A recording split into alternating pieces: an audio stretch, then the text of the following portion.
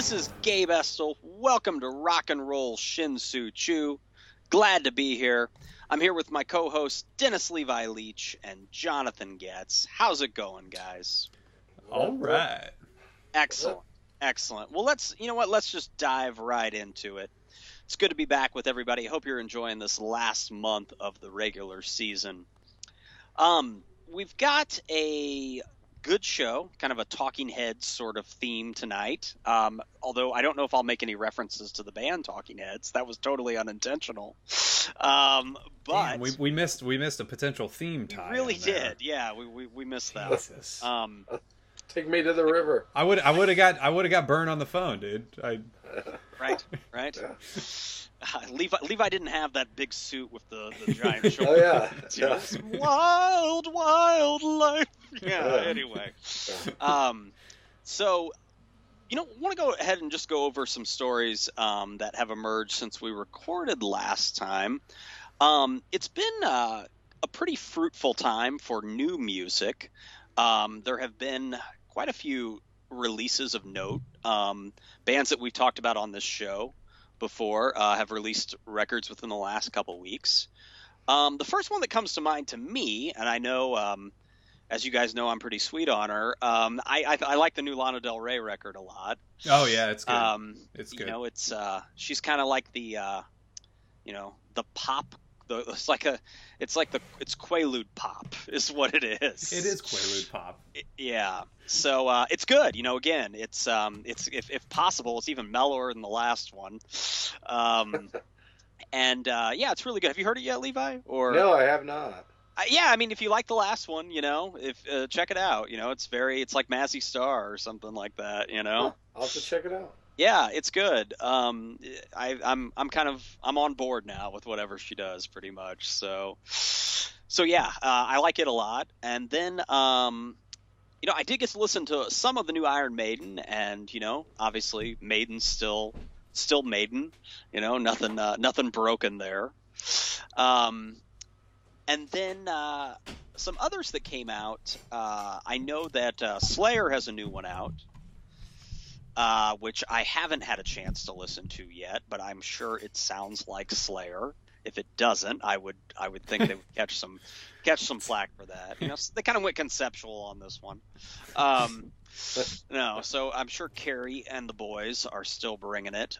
Any others, guys, that I? It's funny because I remember September last year being really fruitful with new releases, and in the summertime it can get kind of dry. But it's like in the summertime and the dead of winter it can get pretty dry, but September was pretty good.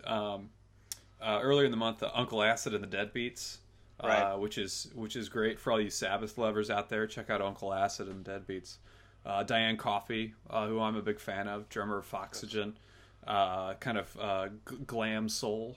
And then this past week, like you said, Lana Del Rey, Beirut, Telekinesis and Say Hi, who I'm going to go see at the Record Bar.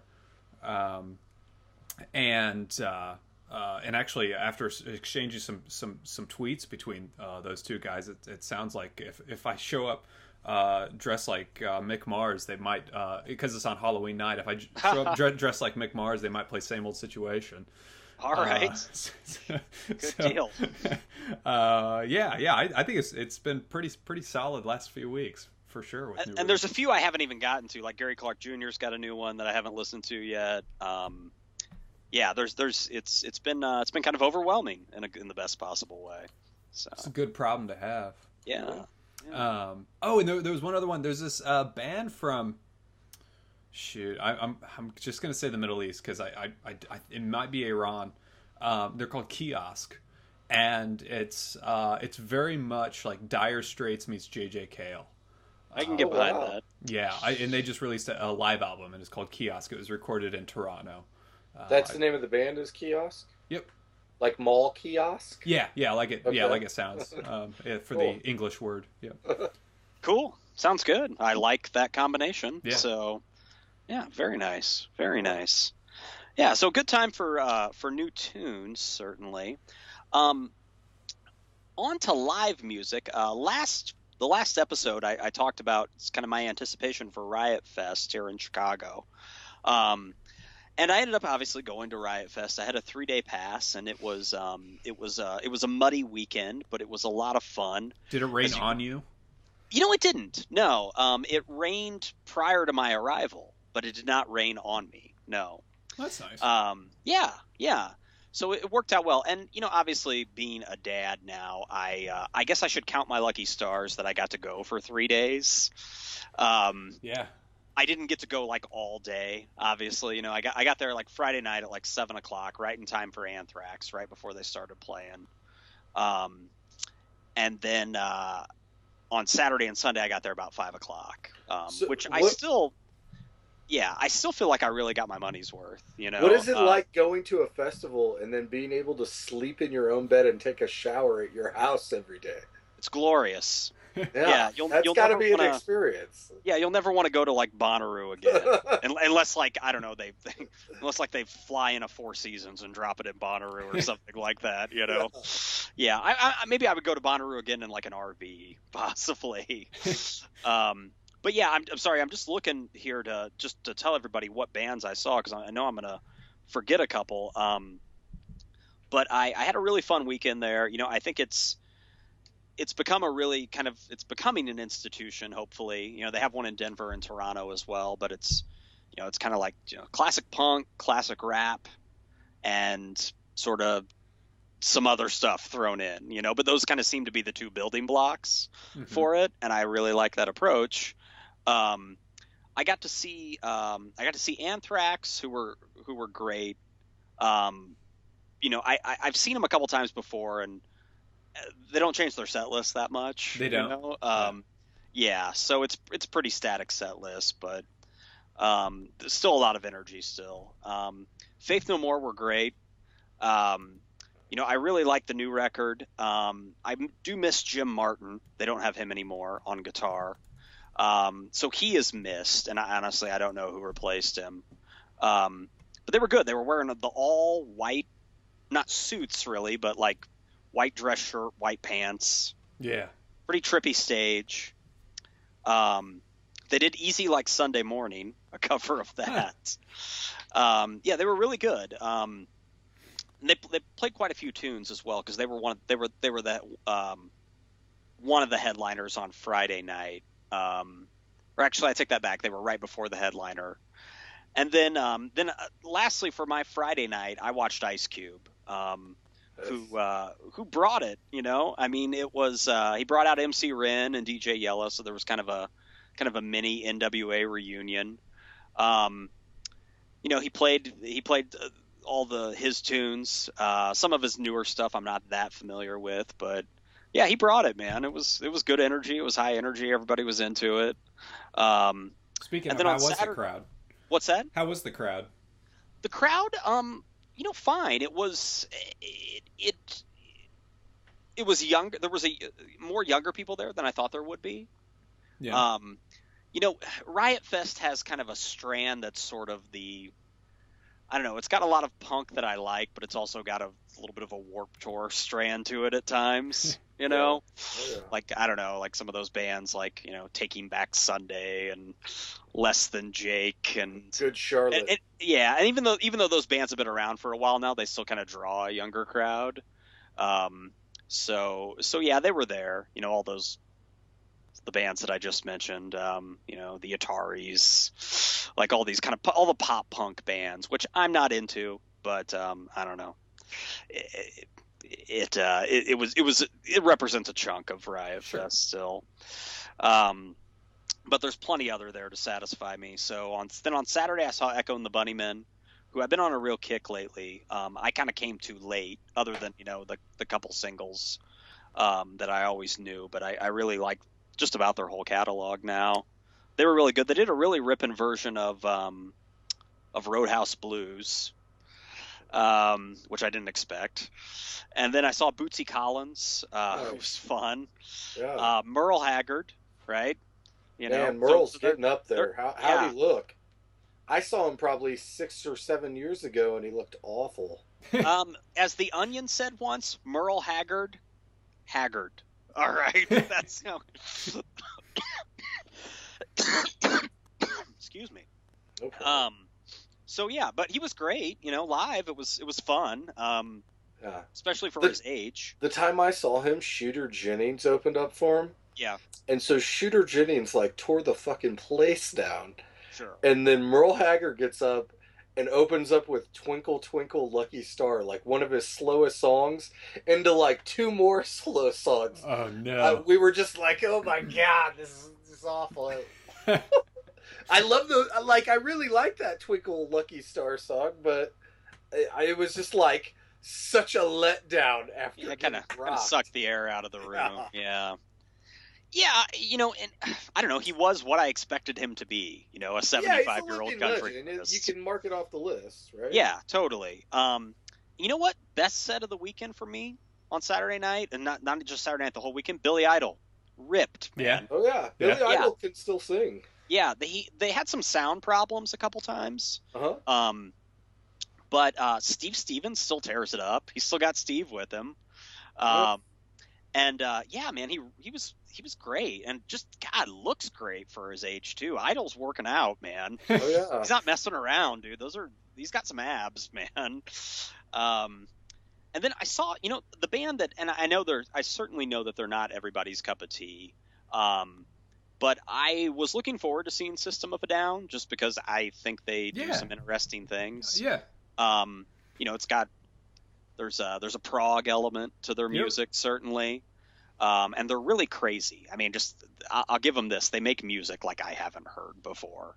And I don't know if it's just they draw a bad crowd. They had to stop playing 3 or 4 times because the crowd got so rowdy. Wow. I didn't exactly see what had happened, but I think down front some people were getting trampled. I don't think anybody was severely injured. So were they asking people to back off? Or? Right. Exactly. Wow. So just probably second or third tune into their set, they had to stop it. In the middle of the song? Yeah, in the middle of the song. Yeah. So they were playing at the same time as Iggy Pop. And so I felt pretty torn, it's a legend I've always wanted to see, but a really interesting band that, for lack of a better term, I don't know if they're in their prime, but they've got a little bit more youth on their side. So I went to go check out Iggy, and he was great. I just stayed for his set for the rest of the time. 50 degrees outside, chilly Chicago September night, and Iggy was shirtless, of course. The dude doesn't own a shirt. No, he doesn't. Does he still cut himself? I didn't see it. Yeah. He used to cut himself a lot. Yeah, he was great, though. I saw him at Lollapalooza several years ago with Mike Watt was his bassist. Okay. And so maybe that was actually the Stooges, and Mike Watt was filling in on bass. Okay. This wasn't. Great. Yeah, this was just his band. Yeah, his regular touring band. Did he get everybody up on stage with him? Did he invite the crowd on stage? I don't think so. No. Okay. Yeah, he did that at Lollapalooza, and the stage had 200 people on it. Okay. Wow. And then on Sunday, I saw a little bit of Rodrigo y Gabriela. Nice. Cypress Hill. Jimmy Cliff, who was great, really brought it for his age. Snoop Dogg, who, started late. I don't know. There were some problems with the video screen. And then I saw Modest Mouse, who I was really looking forward to. And it didn't translate as well live as I thought it would. I would certainly go see them again, in another venue. And then I caught a little bit of The Prodigy, actually, on my way out. Nice. And they brought it, man. Oh, yeah. Yeah. I mean, at the time when their big hits came out with Fat of the Land, that album came out when I was in high school, I wasn't into it. But now I listen to it again, and, it's got its industrial sort of feel to it. I thought they kicked ass, man. I the stage was just intense. It was like the lights were having a seizure the whole time. And just, I don't know, man, they just got the crowd into it. They're just they've got just they're hype men. You know what I mean? Like, Oh and yeah. they played with a full band too, which I didn't know. You know, so Mm-hmm. yeah, they ripped, man. I'm the prodigy. It was good. So I mean, Oh yeah, that's I think they're an underrated band. I do too. Yeah, I really dug them, man. I guess it was kind of rare too because they don't really come over to the States very often, from what I hear. You know, Yeah. so kind of a British thing, you know, at this point. So yeah, they brought it, man. So I mean, that's a hell of a weekend of music. Still, I still feel like I got my money's worth. You know, just so many good veteran acts that I saw. So yeah. Yeah. That's impressive. Yeah, definitely. So yeah, a thumbs up for Riot Fest again. Glad to be able to go. And I thought it was a success.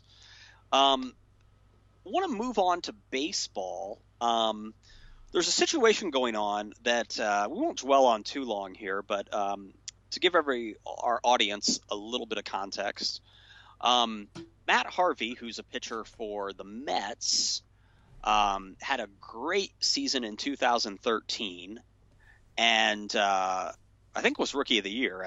I would assume so. He was an All-Star. I know that. He missed a season due to Tommy John surgery, and now he's back as part of a very dangerous young Mets rotation, really anchoring that rotation.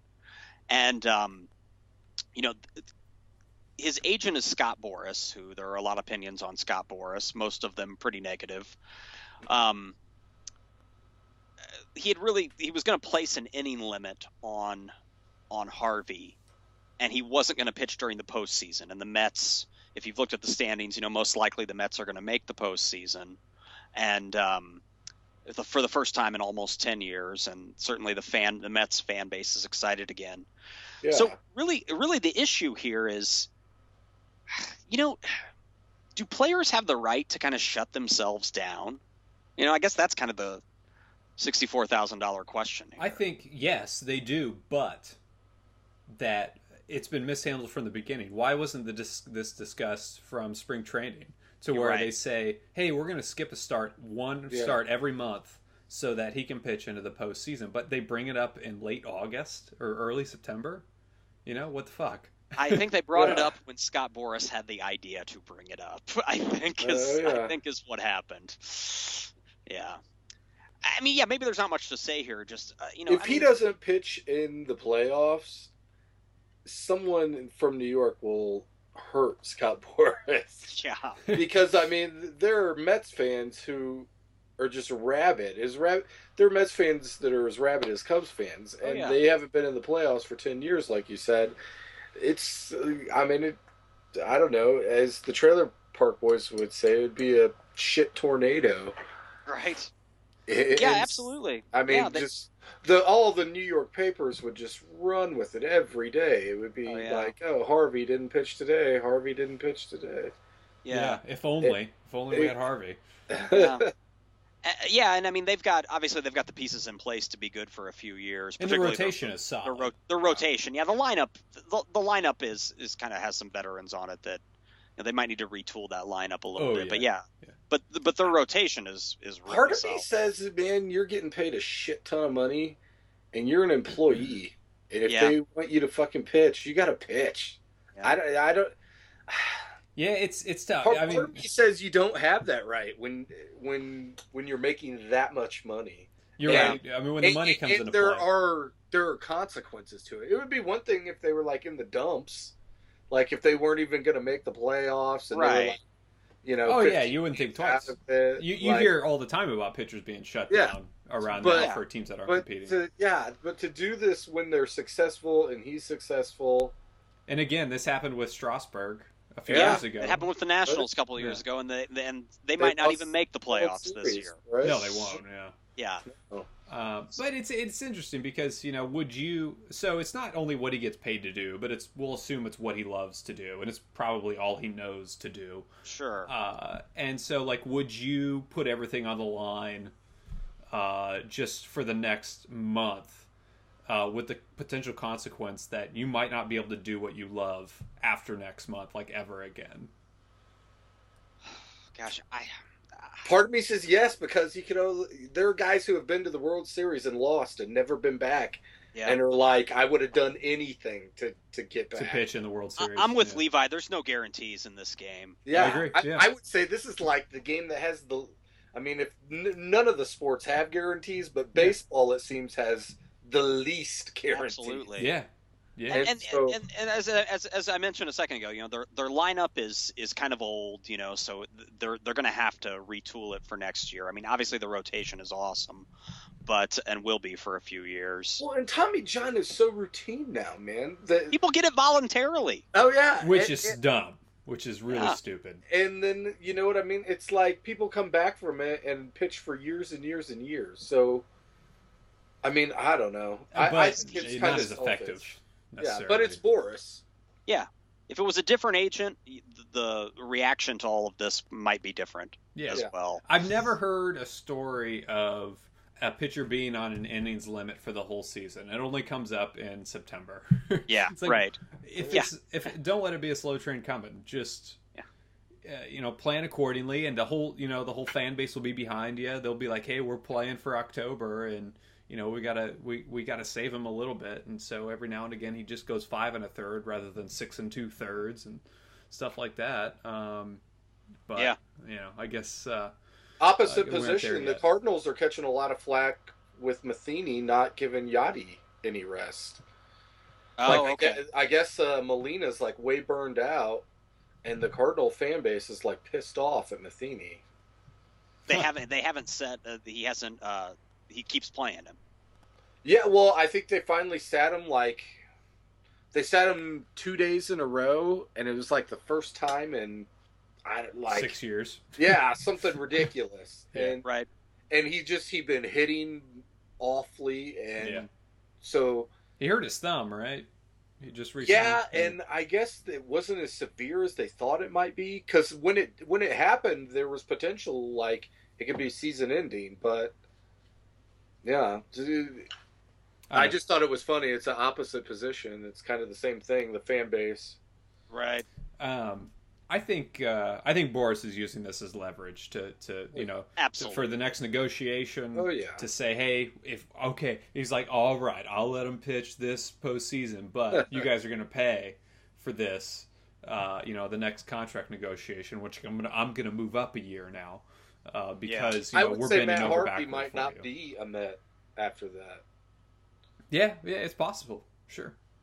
Yeah. I mean, the Mets aren't totally known for always keeping their best pitching. Right. Well, and if they already have these other guys, then sure, it'd be nice to have 3 aces, but if you can spend your money for younger hitting talent, like you said, Gabe, then that's what you go for. You have to spread out the wealth a little bit. Got to have the Doc Gooden and the Darryl Strawberry. Yeah. There you go. And these pitching contracts are just so huge, I mean that. Yeah. Harvey, if he stays healthy, is going to get a big. He's going to. He'll get 7 years, $200 million. Yeah. That's what I mean. I don't think the Mets are going to be able to pony up what some other team's going to offer. Right. Especially if the other 2 guys, what is it? Syndergaard and DeGrom. They're going to have to pay Matz, them too. Who is another young guy. Yeah. Right. Yeah. Right. Steven Matz. Yeah. I'm envious of their pitchers, man. I'd love to have any of those guys. No doubt. Yeah. No doubt. I think the Cubs might end up with maybe one of them if we're lucky. I think you need him. I mean, that's a good to idea, spin. Levi. I would take any of those guys, but I really think yes. The Cubs this offseason are ready to spend on pitching, not trade for pitching, just to outright buy pitching. Yeah. They haven't been in that position in a long time. You need to have Theo get what's his name, Sandy Alderson on the phone this offseason, Levi, talking about bringing old Syndergaard over to Chicago, huh? Okay. Yeah. That's a good. I mean, that would be good. I mean, the Mets need the offense, the Cubs need the another pitcher. I mean, yeah. If they could swing it, Anyway, so speaking of the Cubs and Cards, what was it? Last week, big series, right? Cubs and Cards. Oh, is it? What's that? They usually are. It seems like they're series now. Well, yeah, now especially, but yeah, even in the worst seasons, like the Cubs would still always somehow try to show up and play the Cardinals. Historic rivalry, certainly. So the situation that happened, as most Cubs and Cardinals fans probably know already, but just to recap, who was pitching for the Cubs that day, Levi? The first game, it was shoot. It wasn't Kyle Hendricks, was it? I don't think so. One of the games was like a battery. You know what I mean? It was like a staff day where we had a bunch of people like pitching. Off the top of my head, I don't know. Anyway, well, Matt Carpenter got hit in the head with a pitch unintentionally. Yes. All right. And then so they retaliated and threw. Was it Matt Holliday too? Oh, Holliday got hit as well? Matt Holliday. It was Holliday that got hit in the head. Oh, Holliday that got hit. Okay, I'm sorry. I thought it was Carpenter. Okay, Yeah. my bad. Carpenter might have got hit as well. I'm just totally butchering this story. I don't know who was pitching, and then I get the player wrong. Anyway. Every player on. It was actually the Diamondbacks and the Rockies. No, just kidding. Anyway, but yeah, so they all got hit. Every player. Yeah, St. Louis retaliated and hit Rizzo, who was upset, and then Madden. I like it. I mean, Madden kind of. He didn't say it outright, but he sort of ripped into the Cardinal way a little bit. I was glad to see it. You know, I mean, obviously, even though I'm a Sox fan, I like Colt Madden a lot. What's that? He called the Cardinals pitcher insane. Yeah. He's like, that guy's insane for throwing at Rizzo. Yeah. And one of the other quotes I liked was, "We don't start stuff, but we'll finish it." I was like, "You go, Joe." Nice. Well, hey, man, maybe you're gearing up for a playoff showdown here. So let's hope so. America wants the NLCS. Oh God, insane. Jesus, God, it would be just the Facebook would be. I don't know. It'd be a nightmare, quite frankly. It'd be reminiscent of 2003 when the Red Sox and Yankees met each other in the ALCS. Right. Yeah. That's probably the closest thing to compare. And again in 2004. Yeah, right. Yeah. The Aaron fucking Boone, and then the big comeback in 2004. Anyway. Right. Well, last thing here I want to talk about in the leadoff. Hold on, real quick. Lance Lynn, was it that series where Lance Lynn got thrown out of the game? Yeah, and he was so pissed. So Lance Lynn couldn't locate his pitches. And then he gets thrown out of the game, and he's yelling at the ump the whole time because he sucked, because he was getting knocked around, and he went off. Okay. Yeah, the video of him in the dugout. # Cardinal Way. I'm not trying. I don't want to beat up on him too much, just because everybody knows I hate the Cardinals, but yeah, at that point I was just like, the Cardinal Way needs to implode. They'll never live it down. The Cardinal Way is a facade. I mean, the players probably don't even get behind it. The manager probably doesn't, but it's still fun to bring it up, because you know that if an opposing pitcher did that to the Cardinals, they would, some fans, not all fans. I have a lot of good friends that are reasonable Cardinals fans, but some fans would, the Cardinals would never do something like that, and then they conveniently forget when Lance Lynn does some bullshit like that. Oh yeah. Yeah, selective memory, certainly. Last thing here in the leadoff, Jeff Samardzij's had a pretty bad year, all right? And I was pretty excited about his arrival to the White Sox, because I didn't think we had to give up that much to get him, and I knew that he would be a free agent after this year, so if it didn't pan out, we could part ways with him, and he's going to test out the free agent market. But he's kind of a unique case because – he's having a terrible season in his walk year, in what's called the walk year, where, for free agency. I mean, his ERA is he pitched actually really well a couple days ago, but, his ERA going into Monday's start was 5.27 or something like that. Oh, wow. It hasn't been pretty, and then the guys that we gave up for him, while I don't know if any of them are going to become superstars in Oakland, all three of them are on the team, and they're all playing reasonably well. Yeah. So, nobody's having just a mind-blowing season. But we gave them three guys that could turn into pretty decent big league players. Maybe not superstars, but I think serviceable players definitely. Hmm. So it looks like, at least in the short term, we lost this one. Levi, on the other hand, though, you got Addison Russell. And I know last year when we spoke, you were upset. I've got a feeling you're not that upset now. Probably, right, about this. This would be a good opportunity for me to go dig up the audio where we talk about this stuff and play it back, but I won't do that. Because Levi was upset, when they got rid of Samardzija. I was, because at that time he was the only decent pitcher on the Cubs, and that shows how bad the pitching was on the Cubs at that time. If he was the best, right? I will say, I was upset, but it's hindsight's always 20/20, but he's always sort of had an immaturity that you could always see. Yeah. Like if he would start to get into, maybe he walks the first batter of the inning, it would just set the mood. You could just see it in his face. Point. And I've seen it this year with the White Sox. There would be flashes of brilliance, but you could just see he couldn't get over that mental hump, and so if he got flustered, and the game is part physical, part mental, and I think the mental part he hasn't mastered yet. Yeah, if he could somehow get that down, he's got physical talent, obviously. I mean, there's ace stuff there, and some people will laugh when I say that, but I really think there is I mean, it's he's already 29, I think, so it's it needs to happen.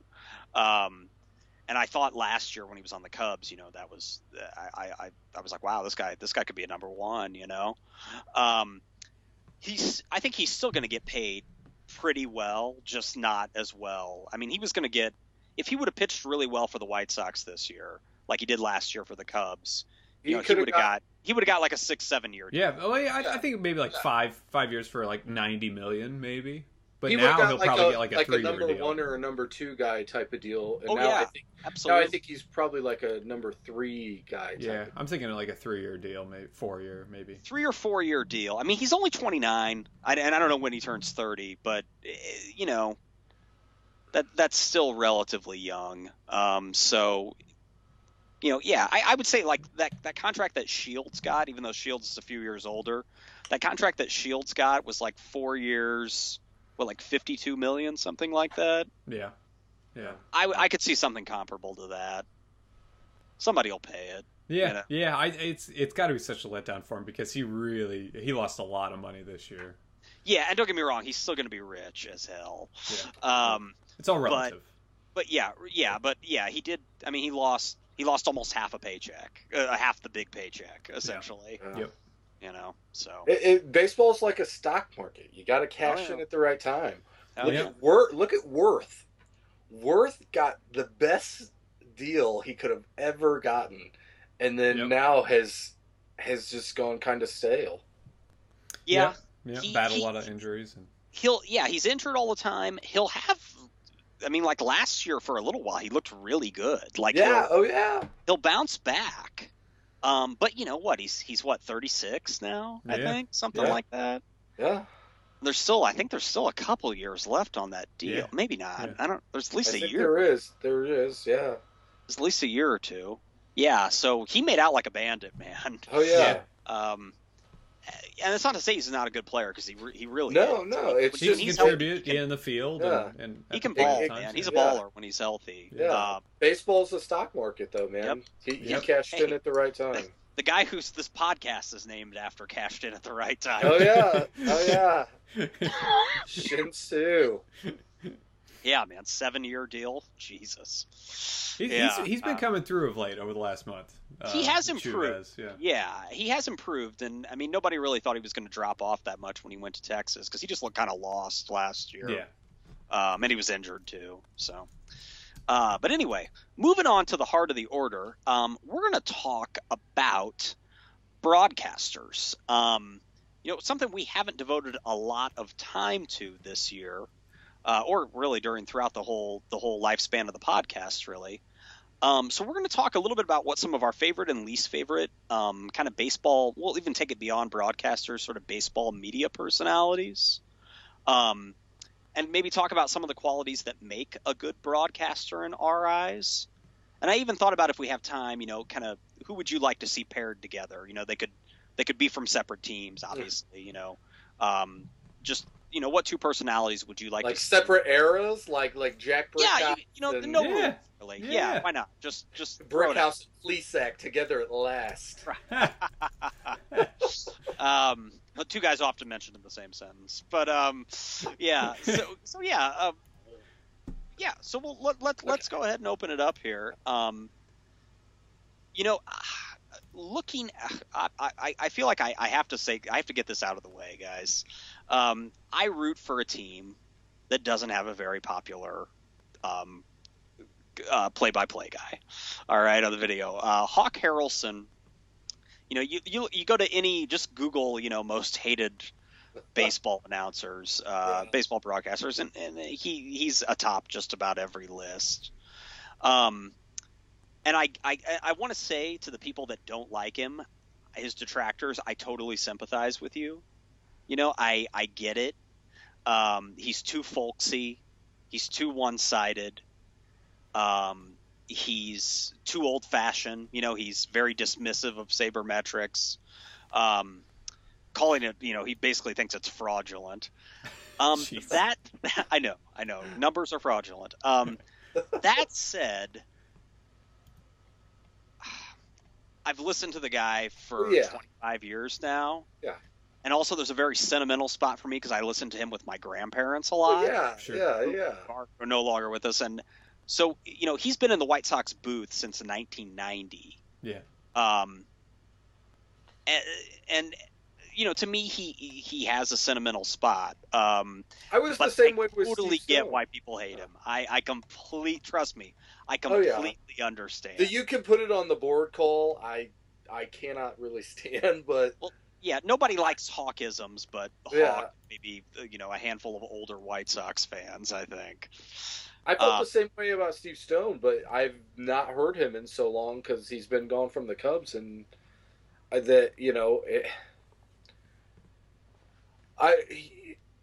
would say that Harrelson is a little more homery than Steve Stone. I mean, Steve Stone, I guess, played for both teams.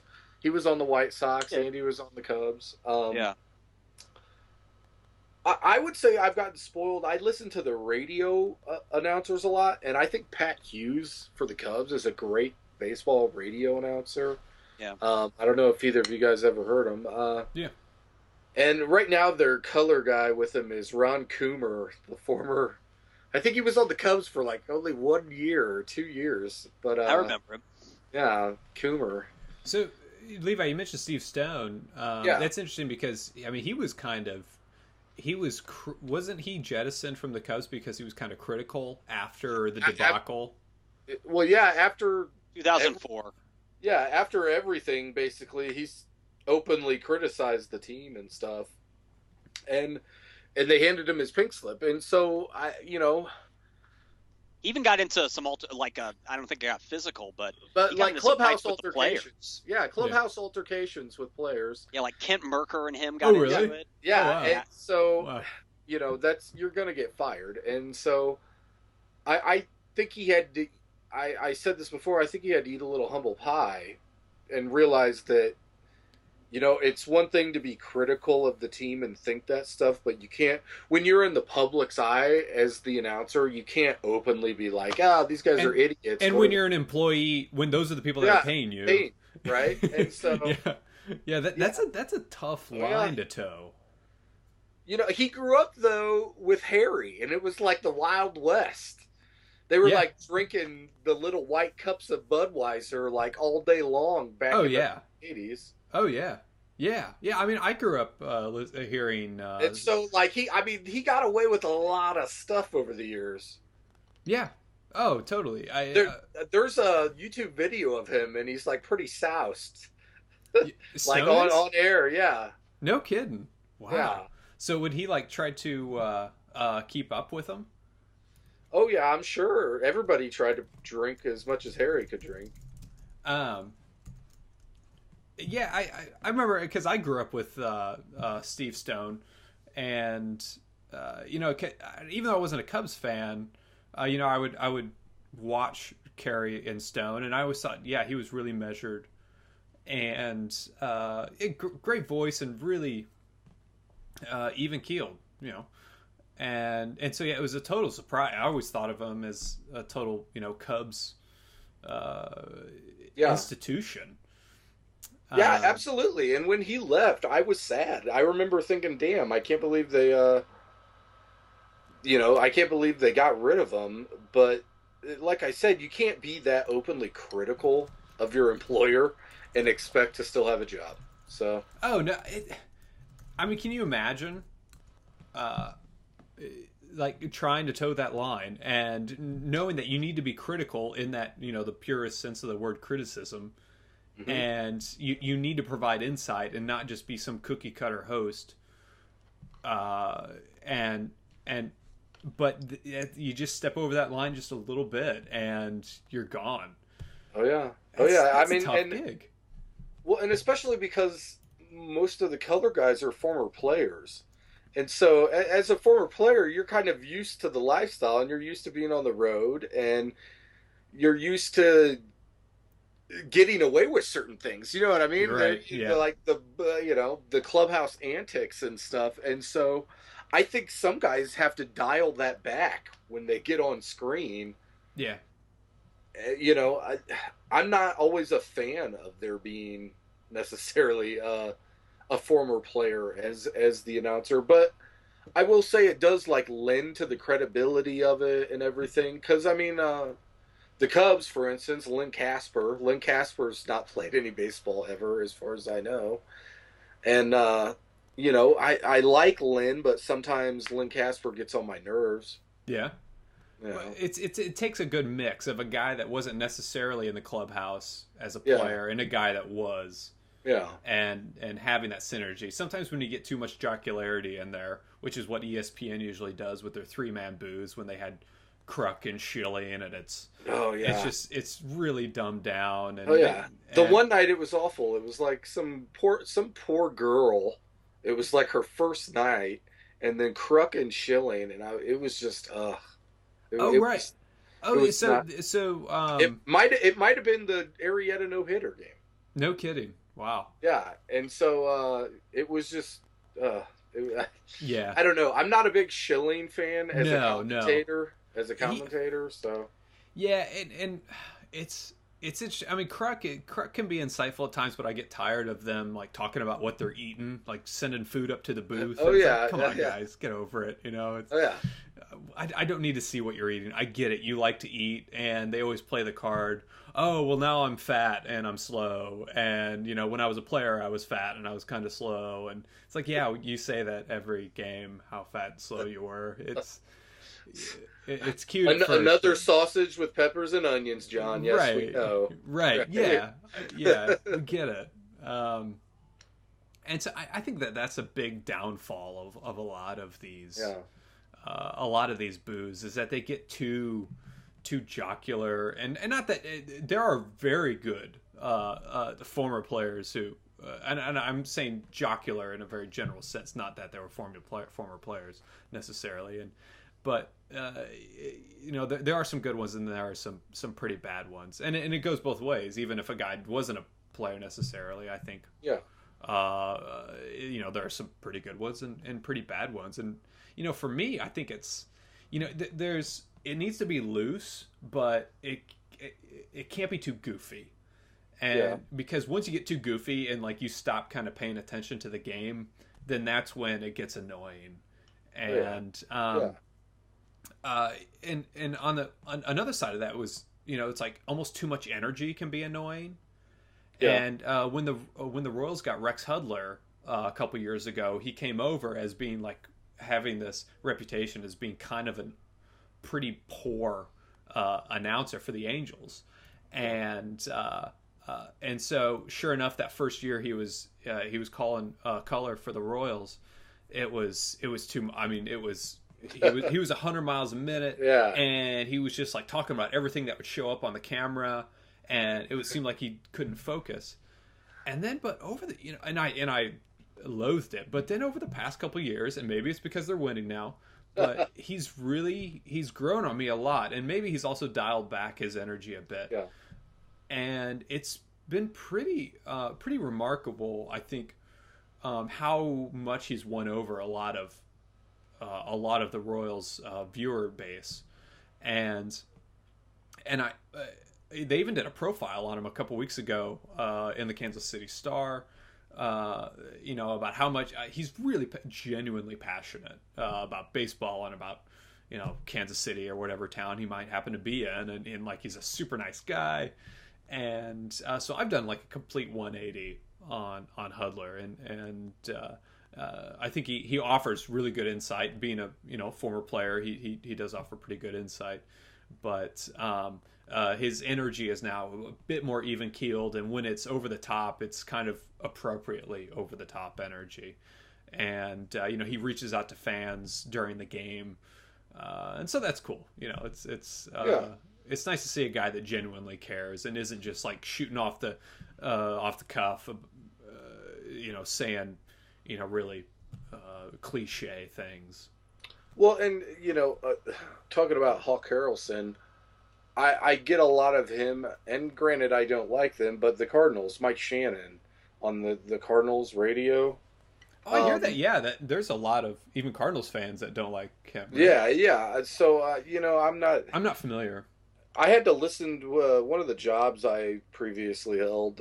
The boss was a big Cardinal fan, and so we would have to sometimes listen to the Cardinals games on the radio. And so, I don't know. He just too much. Everything that Hawk is, too much of a homer, too much just saying whatever. You know what I mean? I don't know. Just nothing. If you don't have anything interesting to say, don't say anything sometimes. Yeah. And you're right. I mean, the idea of having silence, I think, is okay. Oh yeah. And during a broadcast, Hawk Harrelson, though, when he's silent, you can tell he's pouting, and that's kind of annoying. Oh yeah. Well, Ron Santo, unfortunately, was kind of the same way. God bless him. Would he get he quiet for a while? lived and died with the Cubs, man. If the Cubs were doing, there's the one call where it was, I think the player was Brant Brown. And he drops the ball, and like you can go on YouTube, I'm sure, and still hear it. And Ron Santo's like just flipping out at the top of his lungs, like he dropped the ball, just like your grandpa would be, just yelling at the TV. And so one of my favorite Ron Santo memories is I forget where they're playing, but it was one of the booths where they would have the heaters over their heads, like those where it's kind of just like a salamander on the ceiling and just puts a radiator heat. Yeah. And they we're like, what is that smell? What is that smell? And Ron Santo's toupee caught on fire. Wow. So, that's one of my favorite Ron Santo memories. I will say, though, I'm sure there's a lot of people who didn't like Ron Santo. He's like... Right. He's a classic, really Homer color guy who's really passionate. And you can't fault him for that. And I was saying, Gabe, that I thought Mike Shannon kind of was like that too. He reminded me a little bit of Hawk Harrelson for the Cardinals, Mike Shannon. Right. And so, those would be my guys. Yeah. I think, I think we covered quite a bit there with the booth guys. Do we want to talk about the studio guys? Sure. Yeah. I like Harold Reynolds. I do too. Just for the fact that I know a lot of people don't, but no, it's like the man. How old is he? He's got to be 40, right? Oh, he's 50. Older than that. 50. He's 50. Yeah. Harold Reynolds is 50, and it's like he's still a small child, and the magical wonders of the butterfly known as baseball. He's still like, wow, man. Yeah, just like... He's always ready to go out and demo that stuff on the other little diamond there. Yeah. I mean, he's enthusiastic, and don't get me wrong, he says some stuff that's totally ignorant, and some of it just doesn't make any sense. 60% of the stuff he suggests is like totally wrong. Yeah, he's way off on. Did you guys see that thing where that bit where the host, I think it's Greg Amsinger. Who's awesome. I think Greg Amsinger's great. I like him too. Yeah. He was like, Harold Reynolds was going off. He's like, what type of guy leads the league in errors and gets a Gold Glove? And then Greg Amsinger reminded him that Harold Reynolds won a Gold Glove and led the league in errors twice. He did it twice. Yeah. Oh yeah. You know, HR will do that one moment, and then the very next moment they'll cut to an in game. And he'll be like, this guy's going to hit a home run to left center field. And sure enough, the next pitch, he hits a home run to left center field. Right, right. And so, you know, he can be back and forth like that. It's entertaining, to say the least. I still like him, though. You know, I can't bring myself not to like him just because of the enthusiasm. You know, he's childlike. Yeah. Levi put it well there in that regard. So I can't bring myself not to like him. I find him comforting for some reason. And I think you know, his role in that team is a big part of it. You know, if he's paired with, so if you have Amsinger and then him and like Billy Ripken or John Ripken's Smoltz, good. Billy Ripken. I think Billy Ripken is probably the most solid non-host talking head that they have on there. Yeah, he's good. He's pretty measured. Yeah. You do still get a lot of them will blow off the analytics. Sure. And the biggest problem I have is the idea that it's always, whenever the announcer suggests that a particular stat is like the be all end all stat for stat heads out there, and for sabermetrics stat heads, and it's like no, you're getting it wrong. It's just one stat in the family of stats.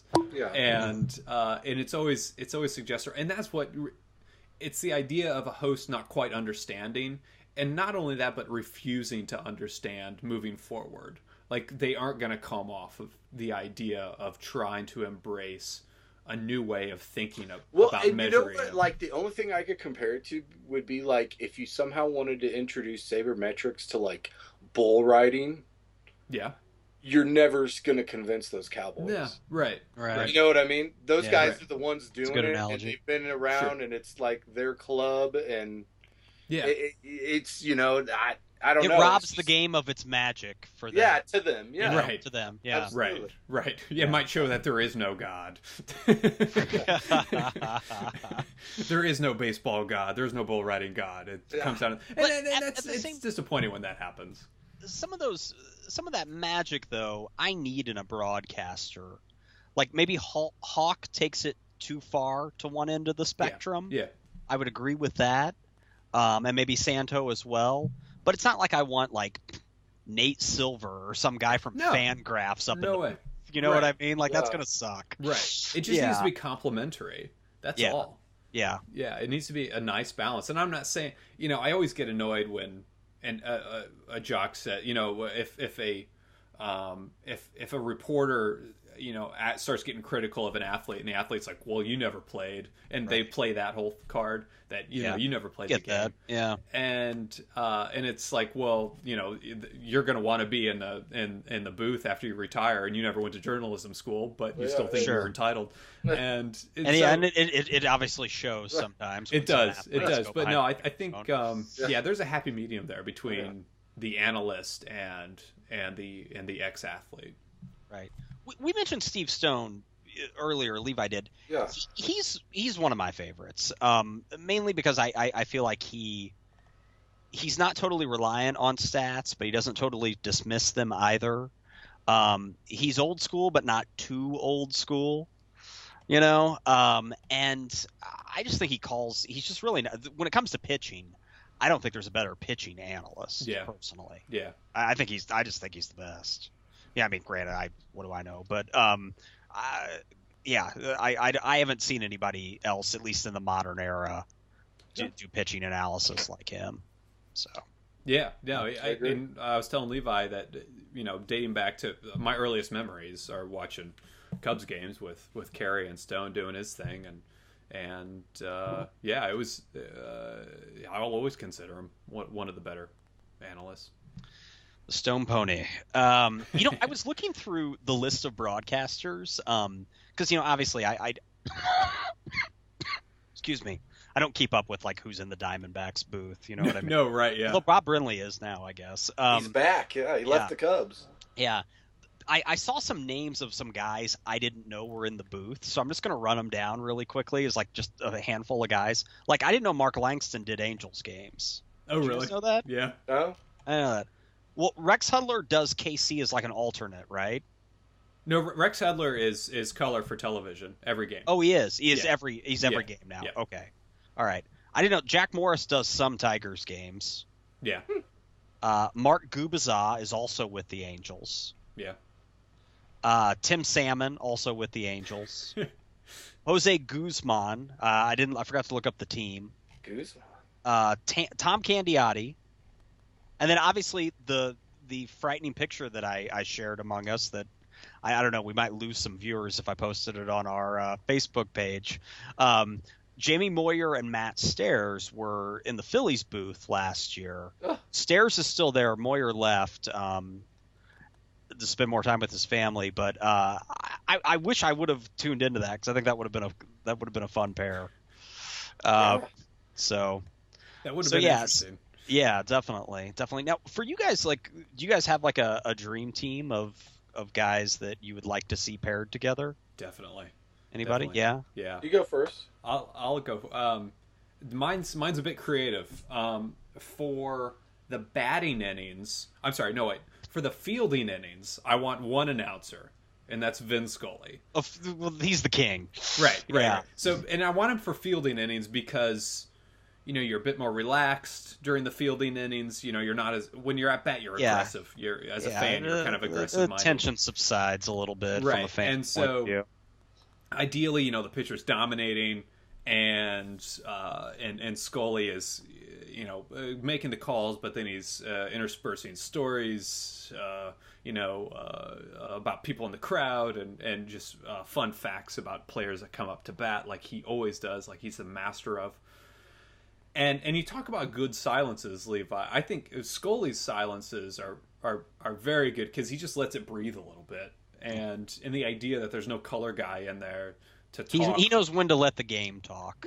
Yeah, because you're watching. You don't need to hear it all the time. So, and then, but for the batting innings, I want. I've always kind of liked John Miller of the Giants. He was Sunday night ESPN Sunday Night Baseball for I don't know a dozen years or so. And I always thought they've got a good team, Kuiper as well. Yeah.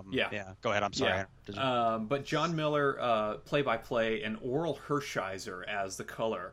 I once heard, and I don't even know if you like Hershiser, huh? I heard Hershiser doing color several years ago for ESPN. It may have just been during the playoffs, but his insight, like you were talking about Steve Stone, his insight for the pitchers during the game was unlike I had heard before. Mm-hmm. Yeah. And I was always impressed. It was always stuck in my memory how he was so good. And since then he's since moved on to he only does work for the Dodgers. He doesn't do any national work. And so incidentally we'd be pairing up a Dodgers guy with a Giants guy, Hershiser and John Miller in my team's batting innings. Cool. I would have liked to. I always liked Mel Allen from This Week in Baseball. Oh yeah, Did he do? Gorgeous. Did he? I don't know if he ever did, but like I just thought, like I hear his voice, I think baseball immediately. Oh, Yeah. absolutely. You know what I mean? It's like the perfect baseball. How voice. about that? And so I would have thought it would be cool to maybe have him and like Harry or him and Ron together. Maybe him and Ron. Harry might have been too much for him. Yeah. But yeah, I always liked Mel Allen a lot. He did work for the Yankees. Nice. He was the color guy for the 1938 World Series. Oh my Wow. God. He got fired by the Yankees. 1938. Yeah. Because This Week in Baseball, like, in the 80s. yeah, I remember watching it in the 80s. Yeah. He was born in 1913, so he would have been 25 then. He died in 96 at the age of 83. To get an announcing gig like that when you're 25. It's a good gig. Hell yeah, it is. Yeah, then he went on to the Yankees for a few years. So. Huh. Oh, there you go. For me, this was tough. I mean, obviously, you've heard me talk. It's Steve Stone and somebody else. In 2008, and I love baseball on the radio. I'm kind of partial to it. Yeah, I agree. It's just something comforting about it. In 2008, it was just for one season. The White Sox had Steve Stone and Ed Farmer. Ed Farmer's still the guy they have right now, and they've had for a while. Who I think calls a really good game. I know he annoys some people, but he's odd and kind of a dry sense of humor. But was Ed Farmer a pitcher? Yeah, he was. Yeah. Did he have a Diamond King? I doubt it. I think he probably would have retired by then. Okay. I think he retired in the early 80s. Maybe. I mean, I don't. That name seems really familiar to me. Yeah, he most notably with the Phillies, but he pitched with the White Sox as well. He pitched with Cleveland. Cool. Yeah. So I think he calls a really good game. Good play-by-play guy. So that year of 2008 was really golden for me because I got Steve Stone on the radio, and then I also had Ed Farmer as well, a guy who I've come to really rely on. So I don't know if that's necessarily, those guys aren't Vin Scully or anything like that, but you can't really pair Vin Scully with anybody. So, yeah, right.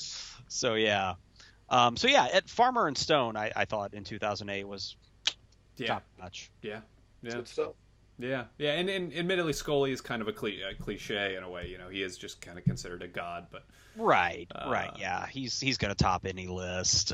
He's just in a class by himself, Yeah, so.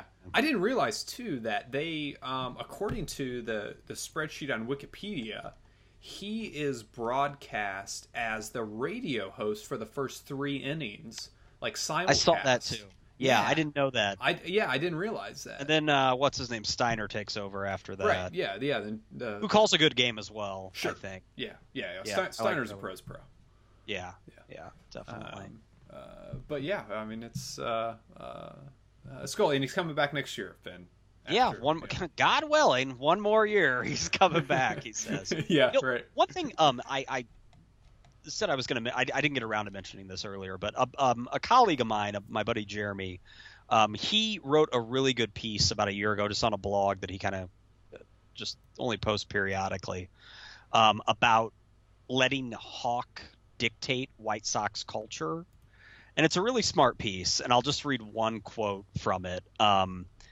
Bad calls are part of the game, but Hawk doesn't let up. His commentary regularly hints at some vast umpiring conspiracy against the White Sox and only fuels the stepchild complex that surrounds the team. And he's a Cubs fan, but it's a very thoughtful piece. It's not a White Sox bashing piece. He really takes it to Hawk articulately. Yeah, we should post it. Yeah, I'll send the link and you can post it. It's a really, really well written piece. Even from a guy that's kind of got I can even view it as that, and I have a soft spot for Hawks, so that a lot of people I realize don't have.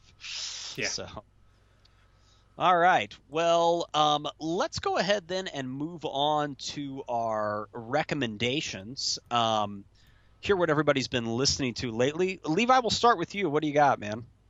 Well, one of my last trips to a thrift store, I stumbled upon some Deutsche Grammophon releases, and nice. For anybody who doesn't know, they have a. I was waiting to hear Deutsche Grammophon today, right? buddy. Deutsche Grammophon, and they are all known for having black and yellow labels on the front. Like every record they make, pretty much has them. And so, I picked up a couple. The one is Herbert von Karajan from the Berlin Symphony, and it's him doing Strauss's, I'm going to butcher this, but also Sprach Zarathustra. I don't know how it's spelled. Basically the song from 2001, Space Odyssey, right? Everybody knows. And then the other one was a classical guitarist by the name of Andrés Segovia. And on the front he looks like a mild-mannered grandpa in a suit with kind a of like Ben Stein a little bit. Yeah, right. And the guy fucking shreds, though. For those who don't know, Segovia's great. Yeah, he's like it's like the Yngwie Malmsteen of classical guitar for sure. Yeah, and so I was so thrilled with them just because they were cheap. They were 50 cents a piece, which is ridiculous. Couldn't afford not to buy them. It seems like classical records are always mint. People who were into classical music end up being like audiophiles basically. So it was like they're in phenomenal shape. And so today I was like, well, I'll go back, and if there's any still there, I guess I'll buy them. Well, there were like 20 still there, so I ended up spending $10, and I got a bunch more. That's money well spent, my man. Yeah. Are they 12-inch? Yeah, actually, all of them but one. One is a 10-inch. Right. I wondered if they would be 10-inch. Yeah, one of them is a 10-inch, and these are the import ones. Like they all say made in Germany, and pretty much all the writing on them is in German. So, cool. you know, so sometimes it's hard to read, but I mean, you can always make out it says Beethoven or Bach or Brahms or, you know, whoever. But, yeah, they're just excellent releases. If you're just getting into classical music, it's a really good place to start, just because they're known for being typically pretty good recordings, like quality-wise, and being good performances, because, that's the thing with classical music, you know, when you know, there are people who collect just certain composers, then there are people that collect just certain conductors. Right. Then there are people that collect just certain symphonies, like, oh, I just want all the Berlin Symphony stuff or whatever. And so if you see something that just has the black and yellow Deutsche Grammophon label, you can typically always rely on it being pretty good. Right. Nice. Good. Oh, yeah. Good tip. Yeah, really good stuff, man. I to slap one of those on the turntable every once in a while is always just a welcome break. But you know? totally. The older I get, I have to do it just to, like, I don't know. It's like to decompress. It's soothing. Music. Yeah, it decompresses. Absolutely. Yeah. Yeah, you can only if you've had a really long day, you know, you can. I mean, don't get me wrong, I love Motorhead and all, but yeah. And you don't want to fuel the fire sometimes. Yeah, right. One of the they had another Segovia there that I got today. I haven't had a chance to listen to it yet, but it's like in mint condition. Whoa. Awesome. And it's on. That's a great Good cover. looking album cover too. Yeah, it's on like a Decca Master label. All right. I'm looking forward to jamming that later. Segovia is good. You can. I found a Segovia 4-disc box set for like $15.99. Oh yeah, I'm sure. Right? Yeah. He's one of those artists that you can really get quite a bit for not a lot of money. Oh yeah, absolutely. Yeah. Nice. Excellent. I'll go next, and Jonathan, you can take us home. You know, maybe I'm a little late to the party with this guy. I don't know if you guys are familiar with him or not, but there's a British songwriter, musician by the name of Bill Fay. Yeah. And like I said, I'm late to the party. I didn't know much about him until recently. Yeah, I just discovered him within basically like the last week. He put out 2 albums in the early 70s. And then took basically like a 40-year break and just became a regular dude. Had a wife and kids and a job. Yeah, right. Yeah. And he just released a record this year, and then he released one in 2012. So, there's like a 40-year gap between his original work. And the album that turned me on to him is his second one called Time of the Last Persecution, and it's really, really good. It's from like 71, I think, something like that, 70 or 71, and it reminds me of kind of a cross between George Harrison and maybe like really early James Taylor. Okay. It's kind of got that feel to it. Yeah, a little bit of like All Things Must Pass kind of. It's really, really good. I guess Jeff Tweedy's a big fan of the guy, and Tweedy is sort of the one who's been turning people on to him. They sing one of his songs in a documentary, right? They do in the document. God, what's the Big Wilco documentary? I'm Trying to Break Your Heart. They performed it in there, like and backstage. Yeah. I guess War on Drugs covered one of his songs last year on tour. So yeah, he's and it's great, man. Time of the Last Persecution. Oh yeah, it's. So you knew of him then. Yeah.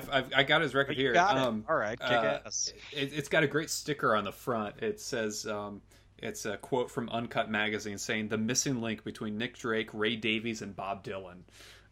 which I thought was kind of interesting. Yeah, there is a Nick Drake. I'll have to check it out. I'm a you Nick would Drake dig it, guy. Levi. Yeah, you would definitely dig this guy. He's very kind of he's almost like post-apocalyptic. Yeah. But like religiously so, but not annoyingly religiously so. He's not like Petra or anything. No, yeah, he's heavy. He's got he writes with a heavy pen. Yeah, definitely. Petra. Yeah. Levi, you would be all about this dude, Bill Fay. It's really, really good. I listened to it at work and it just kind of stopped me. You know what I mean? It was one of those things where I was like, whoa. Dude, it's intense. Petra was the Christian band, right? With the guy from Head East. The guy from Head East, yeah. Yeah. Okay. Petra, beyond belief. They were huge, man. They sold a boatload of records, and they could fill arenas. Definitely. They were like the biggest. They were bigger than Stryper. They were bigger than Stryper. Little less makeup than Stryper. Right. Yeah. And I guess I don't even know if Bill Fay is religious necessarily, but he uses like a Christ as a character in his songs. Yeah, and it adds definitely a. Well, I mean, Lennon did that a lot. Like people don't want to admit it, but like, I mean, and I don't really care if he is religious or not. He just he writes a killer song. Cool songs, right on. Yeah. So, "Time of the Last Persecution" by Bill Fay is right really great record. Yeah. So to finish, then I'm gonna recommend an album that came out earlier this year that I just keep putting on over and over again. It's by a band called Two Gallants. It's called We Are Undone. It's their 4th or 5th album. It's a duo from San Francisco, and like I said, this is a 4th or 5th album. It's kind of indie folk, indie blues. Lots of great guitar sounds. Really unique songwriting too. It unusual turns in songs at times.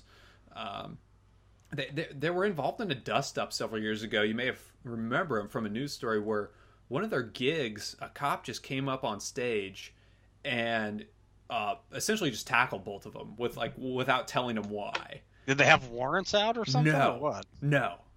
And they're two scrawny dudes, and there's actually footage on YouTube of it, and so it, and one of them ends up running. Like, he doesn't know what he did. He just knows that the eye in this particular the look in the eye of this particular officer was very intimidating. So he starts running, and supposedly there was a helicopter looking for him. Jesus! And one of them spent a night in jail because of it. And they were write an album about that experience. They were never charged with anything. They were never told what they did. So it was a big dust up several years ago. I think it was like 2006 or so. Shit, I didn't even hear about it. Wow. Yeah, but anyway, no, they're a really good band called Two Gallants, and I think this new album that We Are Undone is going to be one of my favorites of the year, undoubtedly top 10. Cool. Good deal. Nice eclectic mix of selections tonight, guys. You can follow us on Twitter and Instagram at RockInChew. That's Rock and No More is my favorite Aerosmith song. All right, I'm reaching here, but good tune. Yeah, it is. It's my favorite.